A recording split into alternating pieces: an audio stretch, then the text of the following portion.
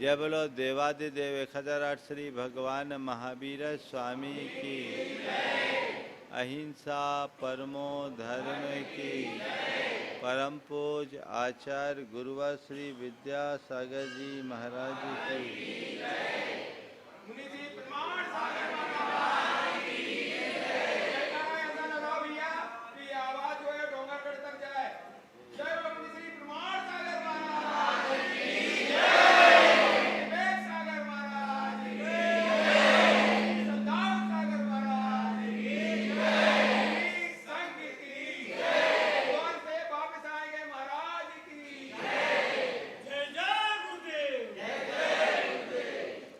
कमल जब तक अपनी नाल से जुड़ा होता है,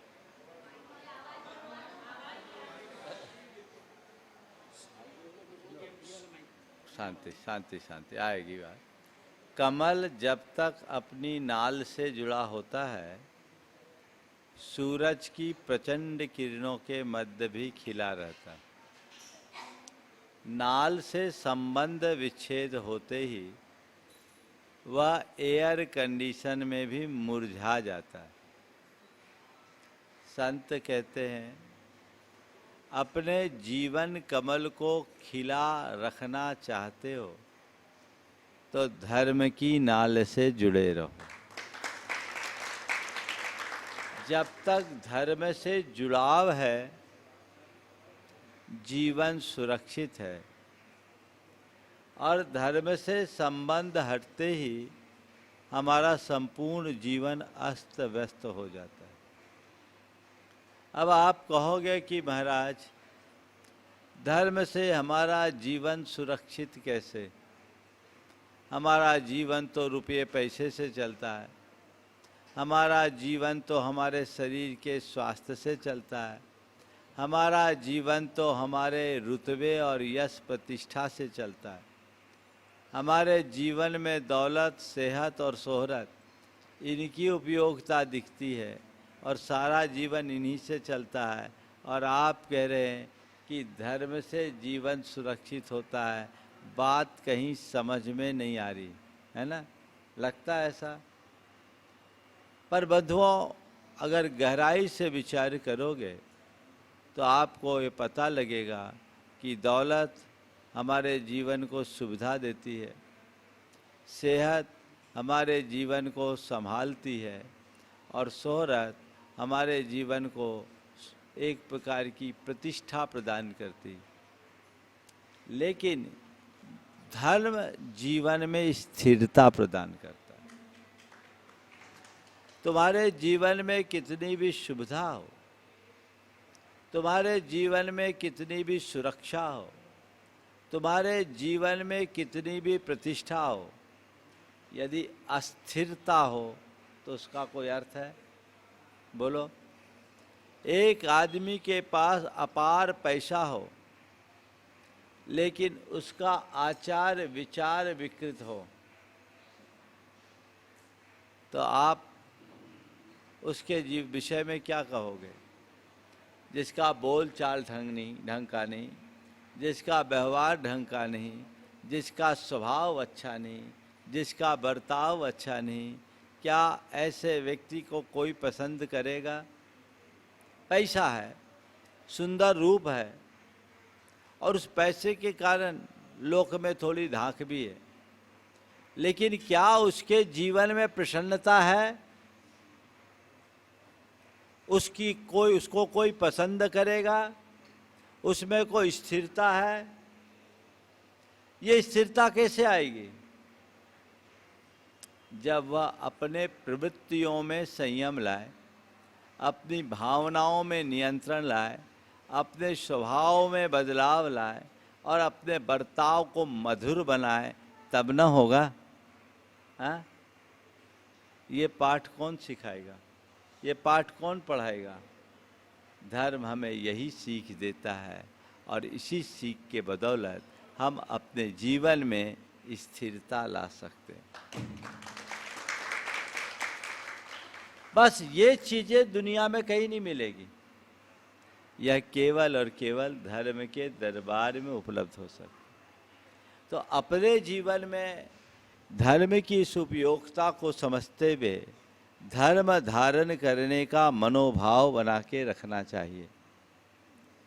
हमें बहुत दुर्लभ मनुष्य जीवन मिला, हमने खूब धन कमाया, हमने स्वस्थ शरीर, सुंदर शरीर पाया और हमने दुनिया में अपनी एक पहचान भी बना ली, लेकिन अगर हमारे मन में शांति नहीं तो ये सब व्यर्थ है कि नहीं? तो अब बोलो, हमें किस पर विशेष ध्यान देना चाहिए? जिससे शांति मिलती उस पर, या जो बाहर का आवरण है उस पर? हाँ, किस पर? और आप बताओ 24 घंटे में तुम्हारा फोकस किस पर रहता है? जिससे शांति मिले उस पर कि जिससे अशांति बढ़े उस पर? हाँ, अब बताओ, उल्टे रास्ते पर चलकर सही मंजिल कोई कैसे पाएगा? बोलिए। हम मानते हैं, हम कई बार कहते हैं कि धर्म हमारे जीवन में सर्वोपरि है, पर यथार्थ देखो तो धर्म आपकी प्राथमिकताओं में सबसे निचले पायदान पर है। कहाँ रखते हो धर्म को? बोलो। सबसे आखिरी में धर्म। जब तुम्हारी व्यस्तता बढ़ती है तो सबसे पहली कटौती किसकी होती? धार्मिक कार्यों, क्योंकि यही सबसे फालतू का काम है ना? जब तक हमारी ऐसी विचारधारा रहेगी, हम धर्म का सच्चा लाभ नहीं ले पाएंगे।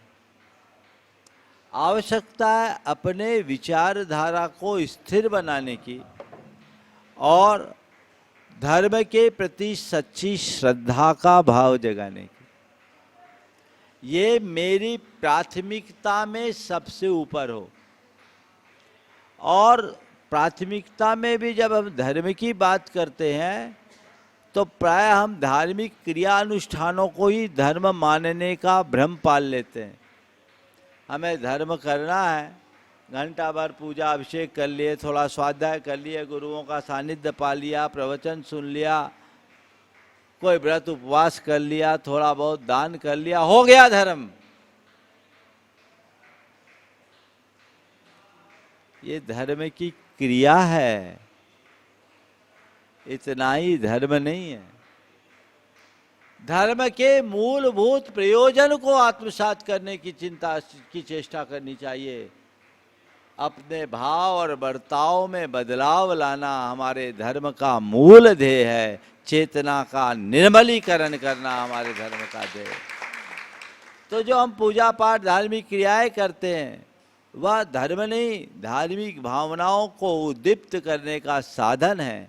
1 घंटे बैटरी चार्ज करो और 23 घंटे उसकी छाप तुम पर दिखनी चाहिए।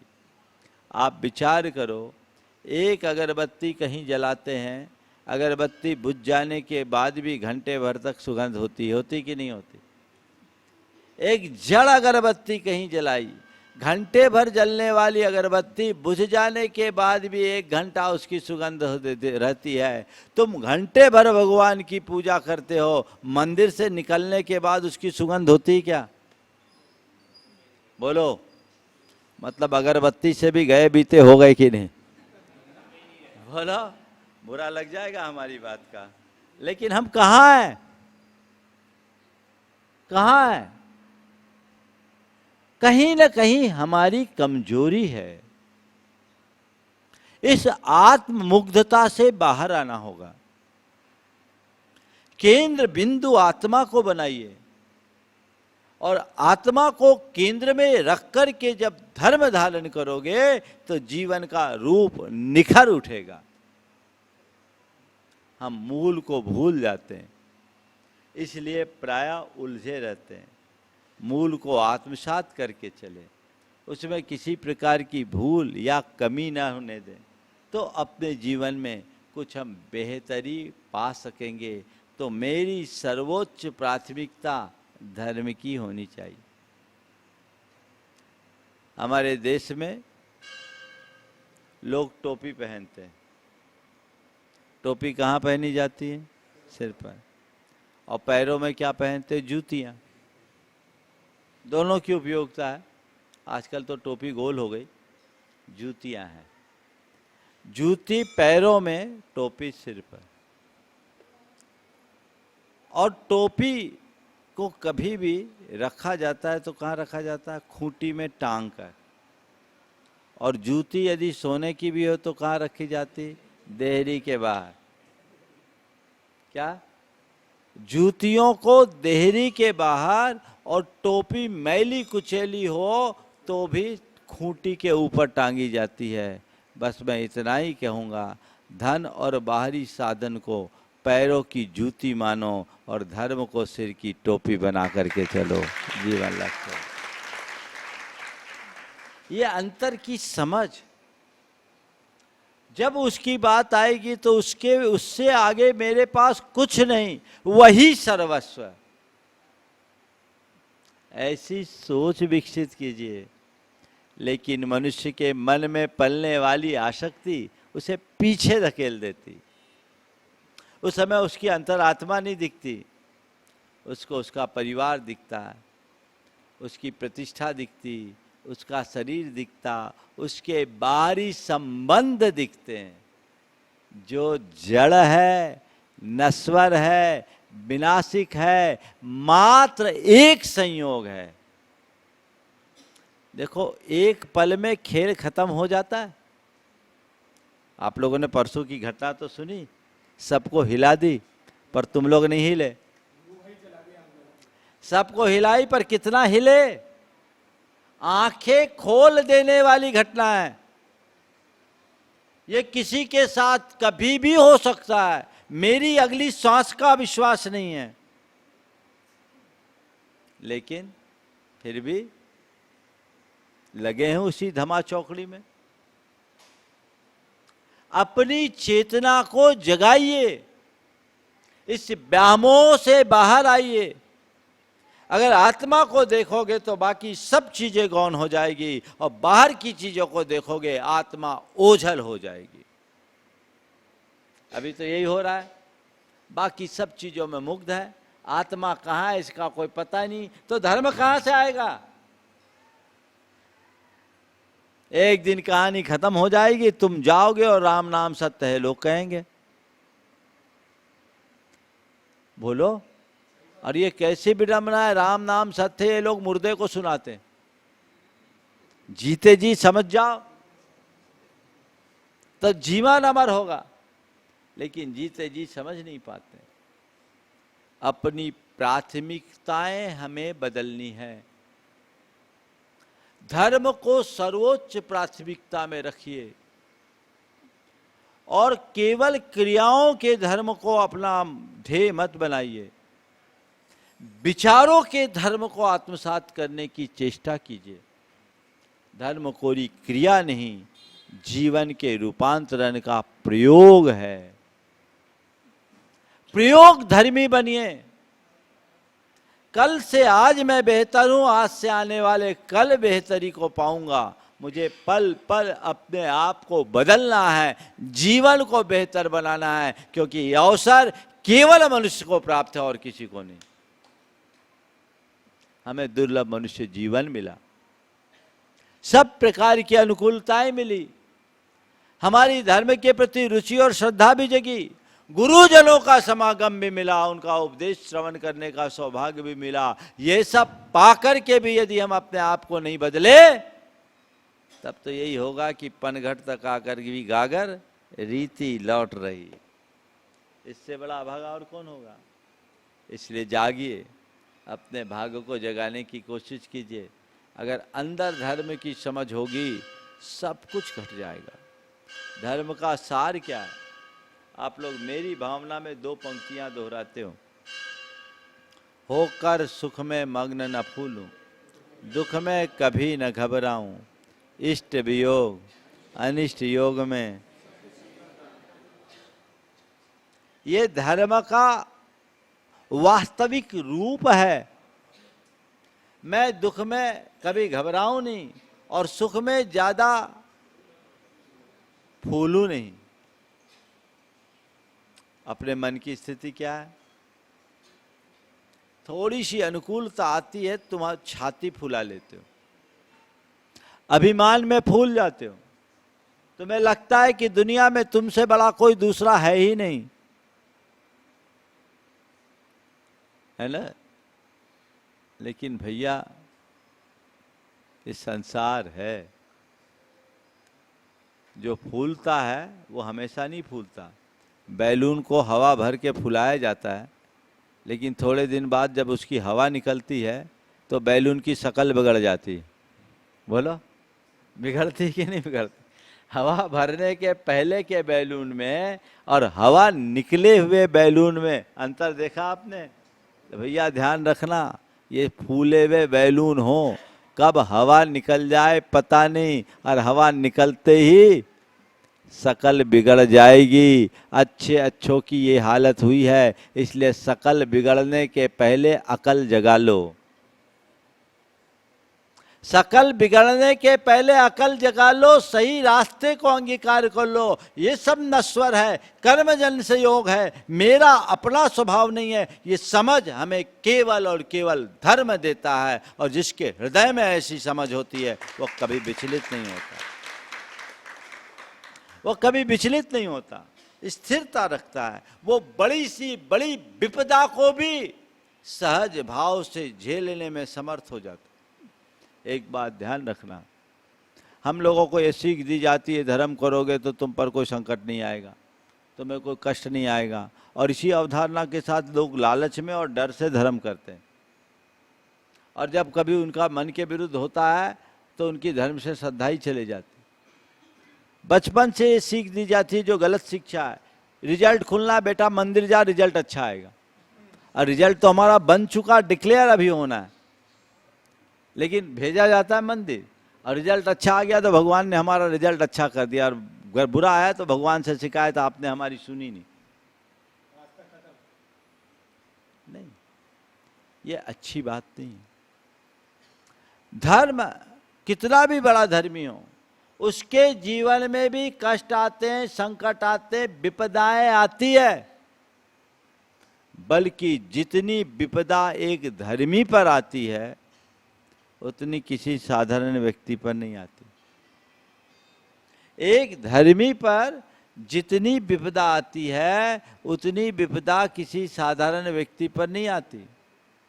बोलो, पारसनाथ भगवान पर विपदा जैसी आई किसी और पर आई? और पारसनाथ भगवान धर्मी थे कि नहीं?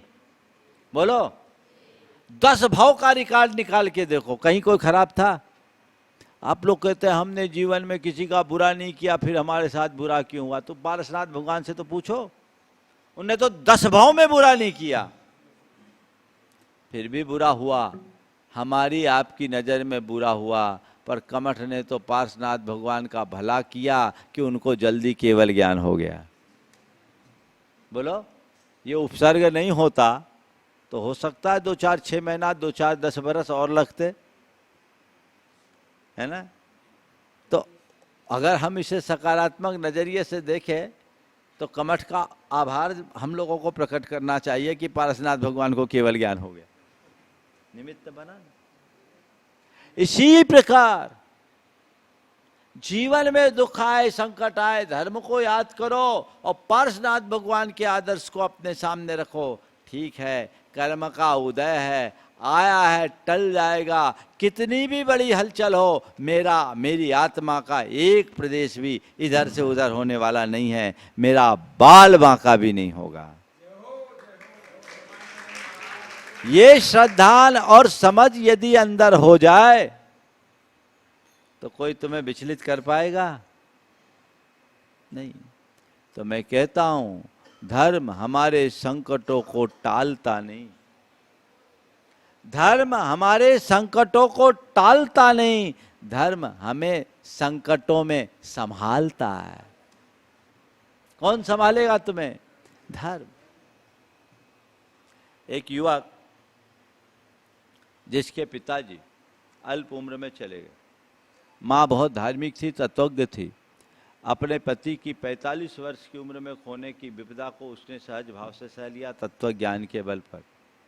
घर में केवल एक बेटा और माँ, लेकिन इस घटना से बेटे की श्रद्धा धर्म से दूर हो गई।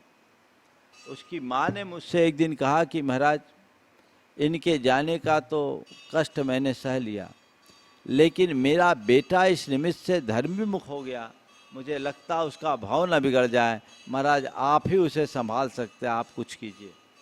वो बच्चा 4 साल की उम्र से मुझसे जुड़ा था। उस समय वो 15-16 साल का था। मैंने उसके दोस्त के इस माध्यम से उसे बुलवाया। अब मेरा लिहाज वो करता था तो वो मेरे पास आया। मैंने जैसे ही उससे कहा तो उसने छूटते ही कहा, महाराज मेरे पापा को धर्म ने क्या दिया, पापा इतना धर्म करते थे फिर भी वो बीच में ही हम लोगों को छोड़ के क्यों चले गए। हमने कहा भैया कोई कितना भी धर्म करे, अजर अमर कोई नहीं है, जाना तो सबको है, जाना तो सबको है, पर महाराज फिर हमको धर्म से क्या फ़ायदा। हम बोले देख, संयोग से उसके पिता के मृत्यु के 6 महीने पहले उसी शहर में एक और दुर्घटना हुई थी। एक महिला घर से 60 साल की महिला अपने तीसरे मंजिल से छलांग लगाकर सुसाइड की थी और उनका पति डिप्रेशन में था। हमने पूछा तेरे पापा की मृत्यु के कितने दिन हुए? बोले मेरे पापा को गए अभी 3 महीने हुए। तुझे पता है 6 महीने पहले वो आंटी ने सुसाइड किया था? बोले हाँ किया था। बोले वो अंकल की क्या स्थिति है? बोले वो डिप्रेशन में है। उम्र कितनी थी? बोले उनकी 60 साल, अंकल कल 65 साल के होंगे। हमारे तेरे पापा को गए कितने हुए? बोले 3 महीने। बोले तेरी मम्मी की स्थिति कैसी? बोले मम्मी तो बहुत नॉर्मल है। मम्मी नॉर्मल है, तेरी मम्मी की एज क्या है? बोले 40 ईयर के आसपास। हम बोले ये बता तेरी मम्मी नॉर्मल कैसे है? बोले मम्मी तो धर्म में लगी रहती इसलिए नॉर्मल है। तो मैंने कहा अभी तू कहता धर्म ने क्या दिया, अब मैं तुझसे कहता हूँ धर्म ने यही स्थिरता प्रदान की। धर्म यही देता है। अगर तेरी मम्मी धर्मी नहीं होती तो डिप्रेशन में चली गई होती या दूसरी शादी की बात सोचती होती। तो धर्म हमारे संकटों को टालता नहीं, हमें संकटों में संभालता। तो संभालने की बात होनी चाहिए, वो हमें संभाल सके ऐसा रास्ता हमें चुनना चाहिए। इसलिए धर्म की सही समझ होगी तो सुख में मग्न होकर फूलेंगे नहीं, दुख में घबराएंगे नहीं, इष्ट के वियोग में व्याकुल नहीं होंगे, अनिष्ट के संयोग में विचलित नहीं होंगे। दोनों में हमारी समरूपता होगी, स्थिरता होगी और यही हमारे जीवन की एक बड़ी उपलब्धि होगी। इसे बना करके चलिए, जीवन आगे बढ़ेगा, स्थिरता आएगी। एक हरा भरा बरगद का वृक्ष था, पूरे इलाके की शान। सैकड़ों पथिक उसकी छाया में विश्राम करते और हजारों पक्षी उस पर कलरव करते। समय बीता, पेड़ के पत्ते पीले पड़ने लगे, सूख कर झड़ने लगे, उसकी सारी शोभा सुषमा नष्ट हो गई। कल तक पूरे इलाके की शोभा बनने वाला वह पेड़ सूखे ठूंठ में परिवर्तित हो गया। अब तो न कोई पथिक उसके इर्द गिर्द दिखते, न ही कोई पक्षी उस पर मंडराते नजर आते। एक दिन एक वृद्ध राहगीर उधर से गुजरा, उसने पेड़ की दशा देखी और कहा भाई पेड़, भाई बड़, तुम्हारी दयनीय दशा को देखकर मुझे बड़ा तरस आ रहा है। कितनी खस्ता हालत हो गई तुम्हारी, तुम्हारी सारी शोभा सुषमा नष्ट भ्रष्ट हो गई। अब न तो कोई पक्षी तुम पर बैठना पसंद करते, न ही कोई पथिक तुम्हारे निकट आना चाहते। तुम्हें अपनी इस दुर्दशा पर दुख नहीं है? तुम्हें अपनी इस दुर्दशा पर दुख नहीं होता? बड़ के पेड़ ने कहा ये सच है कि आज मेरी शोभा सुषमा नष्ट हो गई, आज मैं श्री विहीन हो गया, फिर भी मुझे इसका कोई कष्ट नहीं। ये सच है कि आज मेरी शोभा सुषमा नष्ट हो गई, आज मैं श्री विहीन दिख रहा हूँ, फिर भी मुझे इसका कोई कष्ट नहीं, क्योंकि मेरी जड़ें आज भी हरी है। क्योंकि मेरी जड़ें आज भी हरी है। अभी पतझड़ है, थोड़े दिन रुको, बसंत आएगा और मैं फिर से हरा भरा हो जाऊंगा। क्योंकि मेरी जड़ें हरी है। मैं आपसे कहता हूं, जीवन में चाहे जितने अर्थाभाव के पतझड़ आए, विपत्तियों की बर्फीली हवाएं चले और बीमारियों की तेज लू क्यों न चले, यदि धर्म निष्ठा की जड़ हरी है तो तुम्हारा जीवन वृक्ष सदैव हरा भरा बना रहेगा, उसे कोई रोक नहीं सकता। उस जड़ को हरी बनाए रखो, उस जड़ में कोई कीड़े न लग पाए। समझ गए? कभी कभी पेड़ के जड़ में कीड़े हो जाते तो पेड़ को नष्ट कर देते। जड़ में कीड़े न लगे अहंकार का, अश्रद्धा का, दुर्भावों का, वो कीड़ा लग गया तो जीवन वृक्ष खत्म हो जाएगा। इसे सूखने से बचाइए, सही रास्ते पर चलिए जिससे जीवन उन्नत हो सके। आज सिद्धार्थ लेक सिटी का योग, बैठे रहो 2 मिनट, सिद्धार्थ लेक सिटी का योग 4 वर्षों की प्रतीक्षा के बाद बना है।